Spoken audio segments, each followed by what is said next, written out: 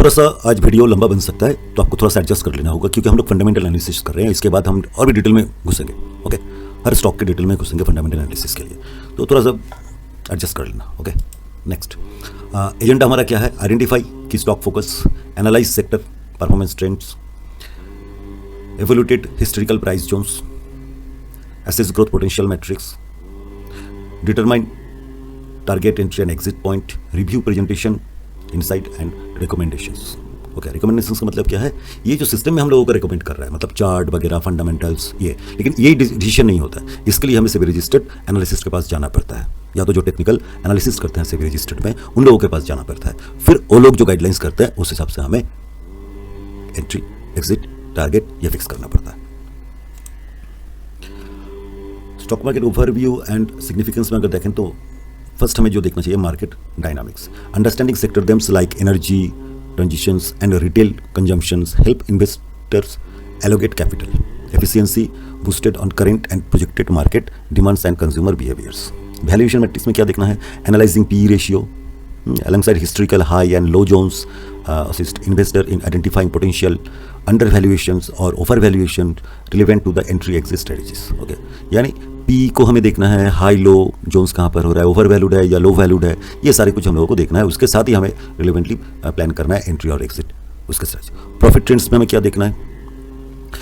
Monitoring recent profit changes और cross sector support strategic investment decisions, guiding investor in the recognising sustained growth trajectories or identifying potential concern in probabilities. Okay, sector analysis और investment opportunities में हमें चार चीज़ देखना है। Strength देखना है, first strength में हमें क्या देखना है? डाइवर्सिफाइड प्रोडक्ट ऑफर कर रहा है क्या, है ना, स्ट्रॉन्ग बॉन्ड रेपुटेशन, ये सब तैयार हो रहा है या नहीं हो रहा है, कस्टमर को बूस्ट कर पा रहा है, इफेक्टिव आ रहा है या नहीं। वीकनेस में हमें क्या देखना है? सेकंड देखना है हमें वीकनेस, कोई भी स्टॉक में इन्वेस्टमेंट से पहले, इन्वेस्टमेंट में हम जाएंगे तो हाई कैपिटल एक्सपेंडिचर तो नहीं कर रहा है company, financial flexibility during economic downturn, economy के साथ साथ वो अगर बहुत ज़्यादा कर रहा है तो उसके लिए प्रॉब्लम हो सकता है। ओवरलाइंस सेक्टर में अगर एक्सपोज होता है कंपनीज, जो डाउनटर्न वैल्यूएशंस के हिसाब से भी जा सकता है। थ्रेट्स, रेगुलेटरी चेंजेस, इसलिए हम लोग टीम में मार्क किया है, जिसमें इम्पोज एडिशनल कॉस्ट और ऑपरेशनल प्रोसेस अनएक्सपेक्टेडली अगर ये रेगुलेट कर पा रहा है या नहीं, ये भी हमें देखना है। अपॉर्चुनिटीज़ में क्या है, एक्सपेंसिव इनटू इमर्जिंग मार्केट में कैसे ये मैनेज करेगा, इंश्योर करेगा, है ना, टेक्नोलॉजिकल एडवांटेज कैसे ऑपरेशनल एफिशिएंसी को इंप्रूवमेंट ला सकता है, कॉस्ट रिडक्शन में कैसे काम कर सकता है, ये सारे हमें अपॉर्चुनिटीज़ दे सकता है। तो अगर कोई कंपनी कॉस्ट को मैनेज कर रहा है, कम कर रहा है, तो ये हमारे लिए बहुत बेटर हो सकता है। प्राइस एंड अर्निंग मैट्रिक्स में क्या है ना, एक की indicator of the earning of revolve of the shares price. Okay, represents total market value of A companies outstanding shares. Current market price reflects investor sentiment and valuation. Expected future return based on market performance metrics. Okay. तो इसके साथ साथ हमें और भी 4 point को रखना है की मेट्रिक्स के अंदर, market dynamics, investment strategies, financial health, risk management. ये आप लोग डिटेलिंग थोड़ा सा एक बार गो थ्रू कर लेना। ओके, थर्ड, अगर इलेक्ट्रॉनिक स्मार्ट इंडिया इन्वेस्टमेंट में हम लोग जानते हैं तो फर्स्ट है, कंपनी अभी थोड़ा सा प्रॉब्लम फेस कर रहा है क्योंकि inconsistence profit margin, effective investor confidence. Okay, solutions क्या है अब थोड़ा सा डिटेल में पढ़ लेना, क्योंकि कॉस्ट मैनेजमेंट भी यहाँ पर सबसे ज़्यादा सहायता कर सकता है। बेनिफिट्स क्या है? Improvement financial stability will attract investment. अगर ये गिरते बाजार में अगर ऐसा कुछ हमें क्लू मिल गया जहाँ से ये कंपनी नेक्स्ट फाइनेंशियल स्टेबिलिटी को ग्रोथ कर सकता है, तो यहाँ पर इन्वेस्टमेंट तो बॉस बनता है तब। तो ये बहुत कुछ देखना पड़ता है, क्योंकि ये अट्रैक्ट किसको करेगा? बड़े बड़े फाइनेंशियल इंस्टीट्यूट्स को ये इन्वेस्टमेंट में अट्रैक्ट करेगा। ओके, अप्रोच के लिए हम लोग क्या जा सकता है? एसेट एग्जिस्टिंग कॉस्ट के ऊपर देखना पड़ेगा, आइडेंटिफाई करना पड़ेगा, critical areas of potential savings का ये क्या कैसे कर रहा है, एग्जीक्यूट अप्लाई कॉस्ट कटिंग के लिए जो क्या एग्जीक्यूशन कर रहा है, मॉनिटरिंग करना है continuously, track profit margin and adjust strategies, क्या क्या स्ट्रेटेजीज ये कंपनी ले रहा है, ये हमें मॉनिटरिंग करना है। एलएनटी में अगर देखें तो प्रॉब्लम फेस अभी कर रहा है, क्योंकि ये हाई मार्केट में बहुत सारे स्टॉक नीचे है। क्यों नीचे है उसको हम लोग फंडामेंटली थोड़ा सा एनालिसिस करने का कोशिश कर रहे हैं, है ना। प्रॉब्लम फेस में क्या आ रहा है? Probability impacting investor confidence. क्यों? इनकॉन्सिस्टेंट। ओके, तो अगर स्ट्रेटेजिक कैपिटल एलोकेशन ग्रोथ के लिए इंप्लीमेंट कर सकता है तो इसका सोल्यूशन निकल के आ सकता है। तो इसमें बेनिफिट क्या होगा? Enhanced market positional and potential returns ये बढ़ जाएगा एलएनटी के लिए। अदानी टोटल केस में अभी इन्वेस्टमेंट के लिए क्या हो रहा है? प्रॉब्लम फेस कर रहा है, inconsistent profitability due to market volatility. तो मार्केट में जो वोलेटिलिटी चल रहा है इसके हिसाब से उतना प्रॉफिट नहीं कर पा रहे थे। Utilised about financial analysis and investment strategies solutions offer, है ना। तो बेनिफिट्स में जाएंगे तो inform decision leading by better ROI potential, ये एक सबसे बड़ा बेनिफिट्स है, इसको आप ध्यान में रख सकते हो। ये स्टॉक के लिए सिद्धांत अगर ले रहे हो आप कुछ इस टाइप का स्टॉक में, है ना, तो ये एक आपको बेनिफिट्स मिल सकता है स्टॉक के अंदर। देखिए हर स्टॉक में कुछ ना कुछ तो प्रॉब्लम आएगा, उसका सोल्यूशन भी देखना पड़ेगा, उसके साथ बेनिफिट भी देखना पड़ेगा, जो लॉन्ग टर्म में क्या देगा, शॉर्ट टर्म में क्या देगा। अगर वो सारे प्रोबेबिलिटी मैच कर रहा है सब कुछ के साथ, तभी हम लोग केस स्टडी में बहुत भी ज़्यादा आगे बढ़ सकते हैं और उसमें प्लान कर सकते हैं, फिर हमें सलाह लेना पड़ेगा। ओके, तो एशियन पेंट में अगर देखा जाए तो कंपटीशन बहुत ज़्यादा है मार्केट शेयर्स के लिए और प्राइसिंग को लेके, तो इसमें थोड़ा सा उसका एडजस्ट करना पड़ रहा है। तो इसमें अगर स्ट्रेटेजिक थोड़ा सा प्रोडक्ट लाइन को मार्केटिंग स्ट्रेटजीज को इंप्लीमेंट करे तो बेटर है। But customer loyalty and improvement sales revenue, ये कस्टमर मतलब enhanced customer loyalty and improve sales revenue, ये सबसे बड़ी स्ट्रॉन्ग पॉइंट है जो एशियन पेंट को लॉन्ग माइलेज दे रहा है, या तो आगे भी अगर इसके इंप्रूवमेंट में रख रहा है कंटिन्यूसली ये लॉयल्टी और सेल्स रेवेन्यू को, तो नया नया इंप्रूवमेंट तो मिलेगा, बहुत नया नया हाई मिलेगा। डिलीवरी स्टॉक जो है उसका करंट पोजीशन जो है मार्केट टेंट के हिसाब से सपोर्ट लेवल बना रहा है, टारगेट भी high zone indicator promising growth में अपॉर्चुनिटीज़ का एक दिखाई दे रहा है। प्रोबेबिलिटी आउटलुक में पेंडिंग प्रॉफिट्स को टर्न फेवरेबल सुन। ओके, भारत डायनामिक्स, इसमें क्या है, ये आप लोग जानते हो डिफेंस रिलेटेड सेक्टर है ना। तो इसमें जो प्रॉब्लम चल रहा है वो है मार्जिन। ये देखिए इंक्रीजिंग कंपटीशन में in defence sector impacting margin चाहिए इसको और भी ज़्यादा। तो इसका सोल्यूशन है focus on innovative technologies and product diversifications, जो धीरे धीरे ये कंपनी कर रहा है। और बेनिफिट्स में अगर जाएंगे तो इस कंपनी में जितना भी अभी रिपोर्ट्स निकल का है उसमें से enhance market positioning and revenue growth potential बहुत ही स्ट्रॉन्ग है। तो ये हमें मार्क्स देता है 10 में से अगर बोले तो यहाँ पर 4-5 मार्क्स आ जाता है कंपनी का। आदि एनर्जी सोल्यूशन में अगर देखें तो high potential return 140% including significant upside, मतलब वो पहले जो अपसाइड मारा था हाई हुआ था ना, वहाँ से 140% इसको जाने का जगह है, रूम है। ओके, तो strong investor interested due to high between characteristics, support level support around लिया है अभी स्टॉक, जो मार्केट जो गिरा था वहाँ पर 745 का अभी इंडिकेशन दे रहा है स्ट्रेटेजिक एंट्री पॉइंट का, है ना। यहाँ से स्टॉक सपोर्ट लिया था 745 का और हाई 140% तक, समझ पा रहे हो। तो जो लोग ले पाया है या तो सोच रहे हैं तो ठीक है। अच्छा, अदानी ग्रीन एनर्जी वैल्यूएशन में अगर देखें तो valuation concern emit fluctuate energy prices. Okay, तो अभी जैसा एनर्जी को लेकर जो प्रॉब्लम चल रहा है हरमोज, है ना, हरमोज का जो प्रॉब्लम चल रहा है, तो उसमें तो हर एनर्जी में ही प्रॉब्लम है, सब कंपनी में, ऑयल प्राइस में बहुत कुछ में इसका इम्पैक्ट आ रहा है, टैरिफ ब्रेकिंग पर। तो देखते हैं इसके ऊपर क्या होता है। Solution offered implementing valuation methodology for assessment, benefit previous clarity in investment decision making process. Electric intake problem face insufficient electric vehicle charging infrastructure gap, इसके लिए स्टॉक में थोड़ा सा गिरावट है, या तो वैल्यूएशन थोड़ा सा मार्जिनल हो रहा है ना, स्टॉक में करेक्शन दिख रहा है। Invest in Electra for charging solution growth, benefits potential high returns for EV infrastructure demand. Okay, IRFC rail finance future projection, बहुत बढ़िया कंपनी है, स्ट्रॉन्ग ग्रोथ है, अभी भी जहाँ पर घूम रहा है यहाँ से 50%, मतलब स्ट्रॉन्ग ग्रोथ के हिसाब से देखा जाए तो प्रेडिक्टेड प्रॉफिटेबल 50% एनुअली, मतलब वो जो ग्रोथ कर रहा है ना वो कंटिन्यूसली एवरेजली करीबन 40-50% के ऊपर ही जा रहा है। मार्केट एक्सपेंशन कर रहा है अभी 15,000 करोड़ का। एस्टिमेटेड पोटेंशियल है, strong support levels enhance long term wise. तो लॉन्ग टर्म वाइज में हम लोग इसका स्ट्रॉन्ग सपोर्ट लेवल्स आइडेंटिफाई कर पा रहे हैं फंडामेंटली। अब टेक्निकल आपको देखना पड़ेगा। LIC फाइनेंशियल का अगर देखें तो इसका भी आपको strength, weakness, threads and opportunities, ये आप लोगों को डिटेल में, तो ये आप लोग थोड़ा सा डिटेल में गो थ्रू कर लेना LIC के ऊपर। Okay, Piramal pharma opportunities, pharma sector, limited market potential in की therapeutic area, solutions offer benefits क्या है, बेनिफिट है इसका revenue through expanded market reach. Okay, इसके साथ साथ इसका रिसर्च, कोलैबोरेशन, एलिमेंट, एबिलिट, इसको भी आप लोग थोड़ा सा देख लेना। टाटा एलेक्सी प्रॉब्लम फेस जो है, main challenge with modern design technologies exist, लेकिन ये लॉन्ग टर्म के लिए बहुत बढ़िया कंपनी है टाटा एलेक्सी, क्योंकि इसका तो कुछ ना कुछ बनेगा, क्योंकि ये जो फ्रेमवर्क में डिज़ाइन कर रहे हैं अभी टेक को लेकर इंटीग्रेशन कर रहे हैं, ये लॉन्ग टर्म के लिए बहुत बढ़िया होगा। बेनिफिट्स है stimulate process enhanced collaborating design outputs. PI industries volatility in raw materials pricing impact margin, तो इसका जब भी ये प्रॉब्लम सॉल्व हो जाएगा, अभी रॉ मटेरियल्स का जो वैल्यूएशन का प्रॉब्लम है, तो उसमें तो ये कंपनी और भी स्ट्रॉन्ग परफॉर्मेंस करेगा।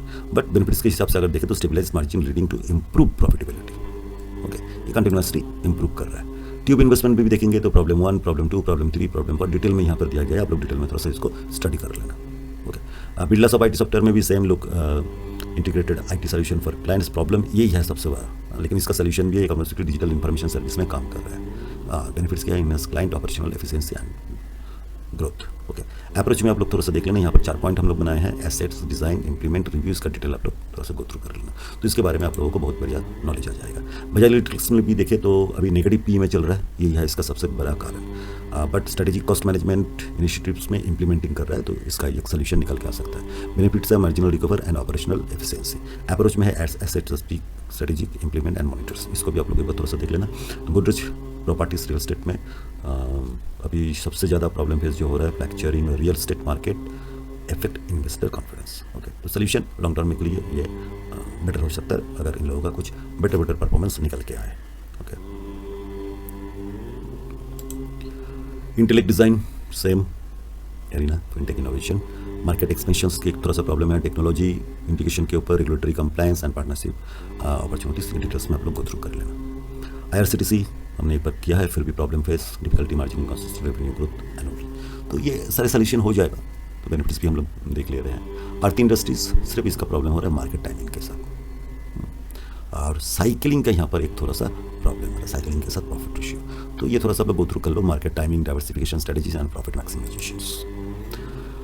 टाटा केमिकल कमोडिटीज मार्केट्स के लिए एक स्ट्रॉन्ग कंपनी है, इसका मार्केट ट्रेंड्स को अगर देखा जाए तो market fluctuations in global commodity prices impacting Tata Chemicals productions cost and profitability, इसके लिए ये थोड़ा सा वीकनेस है, ये सॉल्व हो गया तो टाटा केमिकल्स एक प्रॉफिटेबल कंपनी कितना अच्छा परफॉर्म कर सकता है, ये प्रीवियस ईयर्स में आप देखेंगे तो आपको पता चल जाएगा। सप्लाई चेन, इसको भी नजर रखना, investment strategy, regulatory impact. Okay, ये आप लोग देख लेना एक बार। जियो फाइनेंशियल सर्विस में market tradition, customer acquisitions, tech investment and ecosystem, जो फाइनेंशियल तो थोड़ा सा गो थ्रू कर लेना, स्ट्रॉन्ग कंपनी, बड़ा कंपनी है। तो अभी conclusion and investment action plan में हम लोग आ जा रहे हैं। तो ये कभी भी पोर्टफोलियो बनाना है तो इन्वेस्टमेंट करना है तो जो 4 चीज़ में मेन फोकस करना है, डाइवर्सिफाई अक्रॉस सेक्टर, एक ही सेक्टर में पैसा नहीं रखना है, diversify across sector. Okay, investing in various sector reduce risk and increases potentials return.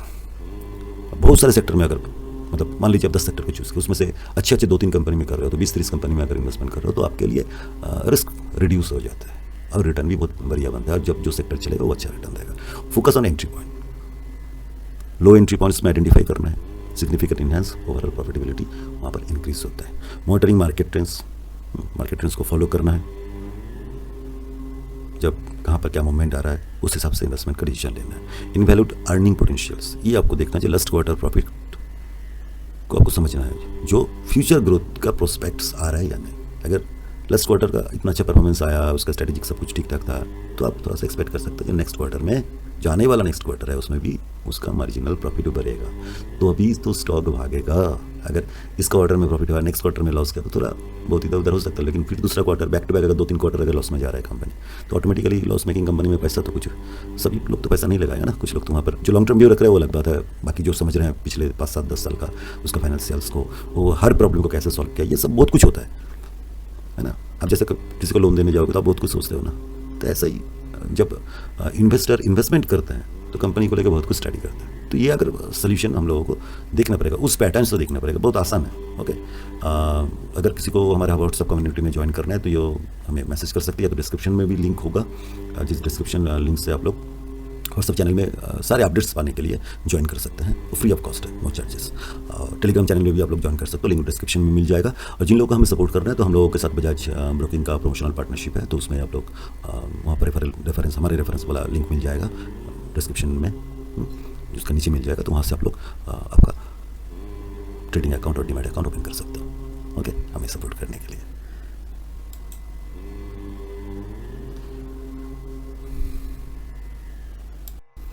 तो इतने टाइम हम लोग जितने सारे स्टॉक को देखा, अभी उसको सेक्टर में हम लोग देखेंगे, है ना। ये सारे स्टॉक कौन कौन सेक्टर के अंदर आता है और उसमें उसके ऊपर थोड़ा सा डीप एनालिसिस करेंगे। Okay, sector wise. तो चलिए नेक्स्ट हम लोग आते हैं। तो रिटेल, इंफ्रा और एनर्जी स्टॉक्स के अंदर कौन कौन स्टॉक आ रहा है। फर्स्ट स्टॉक आ रहा है इलेक्ट्रॉनिक स्मार्ट इंडिया, फिर आ रहा है L&T, Adani total gas. Okay, sector अगर देखें electronic smart India, retail consumption क्या अंतर आ रहा है सेक्टर वाइज।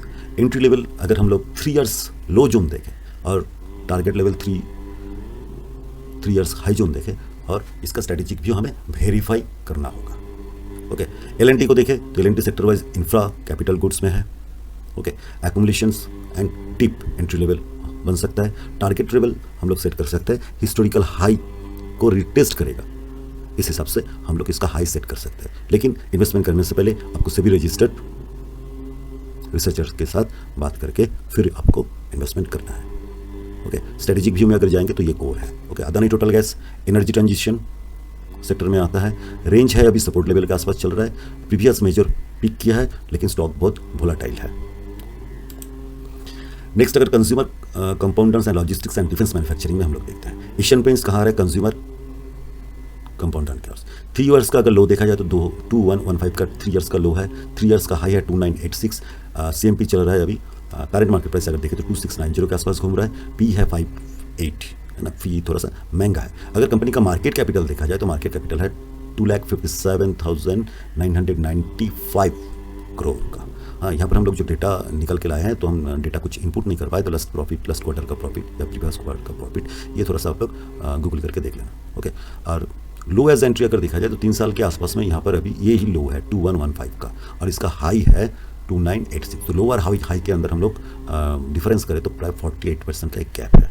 तो अगर सभी रजिस्टर्ड एनालिसिस्ट आपको सजेस्ट करता है इस स्टॉक के बारे में तो आप इस स्टॉक को सोच सकते हो। Okay, delivery logistic and digital infra, यहाँ पर हम लोगों के पास कुछ अपडेशन मेरा टीम अभी तक यहाँ पर नहीं दिया है, पेंडिंग ही दिखा रहा है। Support late entry high zone में घूम रहा होगा शायद, टू कैलकुलेट परसेंटेज भी। ओके, भारत डायमंड को अगर देखा जाए तो 1086 का इसका 3 इयर्स का लो है, 3 इयर्स का हाई है 1725। अभी CMP चल रहा है 1262, पी है 110। इसका मतलब पी अभी भी बहुत ही हाफ है, मतलब बहुत ही हाई है। लेकिन हाँ, कुछ स्टॉक में यहाँ पर एक लर्निंग है बहुत स्ट्रॉन्ग। कुछ स्टॉक जो अभी मार्केट में लीडिंग पोजीशन में है और अच्छा करेक्शन के बाद भी बहुत ज़्यादा नहीं गिर रहा है, इसका कारण है, लेकिन पी बहुत हाई है, तो वो थोड़ा सा प्राइस टाइम के साथ एडजस्ट हो रहा है। बहुत ज़्यादा उसका पी नीचे नहीं आएगा, है ना, तो उसके टाइम के साथ साथ उसका प्राइस का एडजस्टमेंट चलेगा। तो वो जब एडजस्ट हो जाएगा तो प्राइस ऑटोमेटिकली ऊपर बहुत ज़्यादा रिटर्न दे सकता है। तो उस हिसाब से भारत डायमंड को अगर हम लोग देखें तो मार्केट कैपिटल यहाँ पर अपडेटेड नहीं है, लास्ट क्वार्टर और प्रीवियस क्वार्टर का प्रॉफिट भी पेंडिंग है।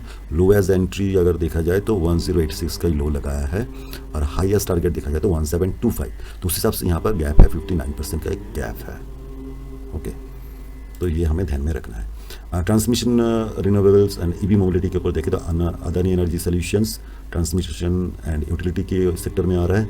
3 इयर्स का लो है 745, 3 इयर्स का हाई है 1789, CMP चल रहा है 1746, पी बहुत ज़्यादा है 71.8। मार्केट कैपिटल अगर देखा जाए 2,09,744 करोड़।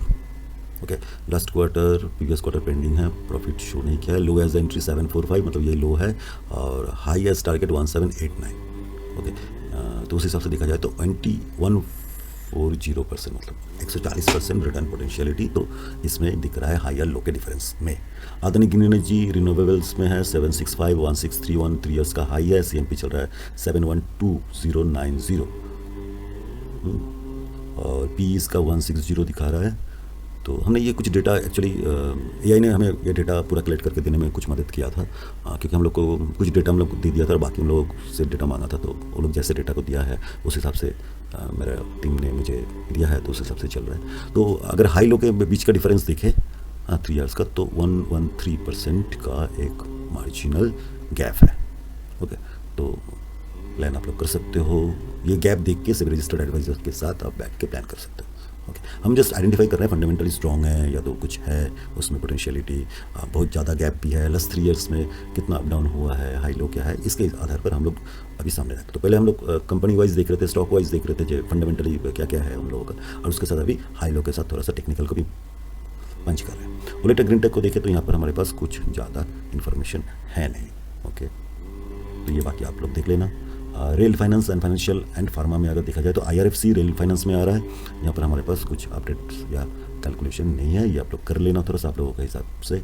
LIC को देखा जाए तो फाइनेंशियल एंड इंश्योरेंस सेक्टर में आता है, इसका CMP है 424, पी है 9.31।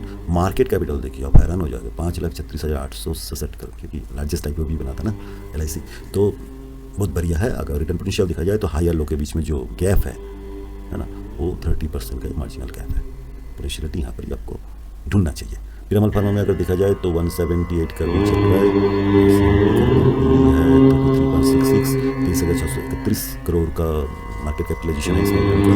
और हाई लो के साथ अगर देखा जाए तो 59% रिटर्न, मतलब मार्जिनल जो गैप है वो है 59%। तो यहाँ पर उस हिसाब से 59% रिटर्न पोटेंशियल में कैटेगरी में आ रहा है। तो आप लोग इसमें और भी ज़्यादा इसमें रिसर्च कर सकते हैं।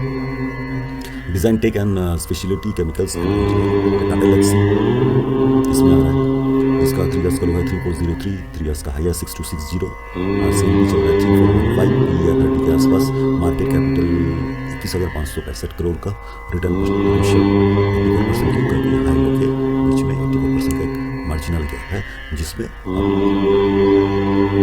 कुछ अपने रिसर्च एडवाइजर के साथ सलाह करके प्लान कर सकते हैं, एंट्री प्लान बना सकते हैं।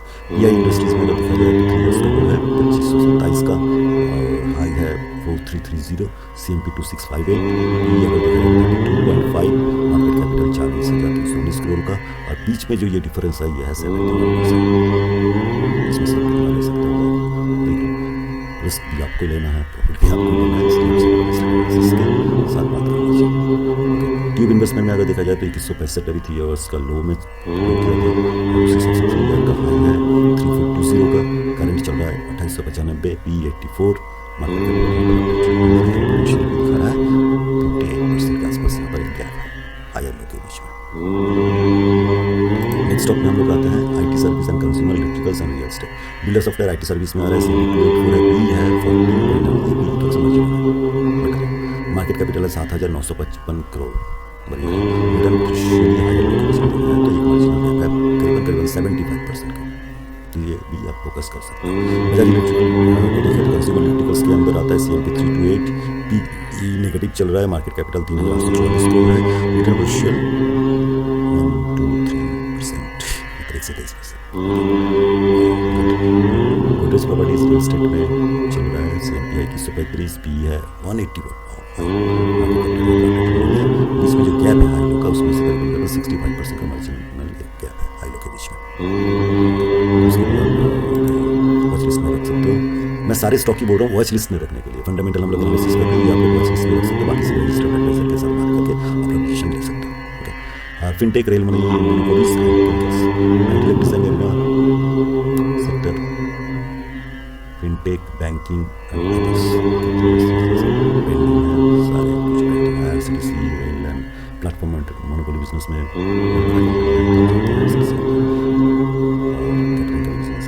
देख सकते बहुत कुछ आता है इनके पास, सपोर्ट होगा डिमांड में ओके। आरती इंडस्ट्रीज थोड़ा सा डाउन साइड में है, प्रॉब्लम चल रहा है, तो ये भी शॉर्ट आउट हो जाएगा, तो अच्छा लोगों के पास नहीं है कुछ। नेक्स्ट आते हैं मटेरियल्स एंड फाइनेंशियल पार्ट।